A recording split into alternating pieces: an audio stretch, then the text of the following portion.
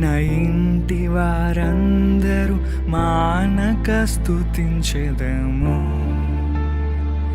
నీ కనుపాపవలె నన్ను కాచి నేను చెదరక మోసావు స్తోత్రం. ఎబినేసరే ఎబినేసరే ఇంతకాలం కాచితివే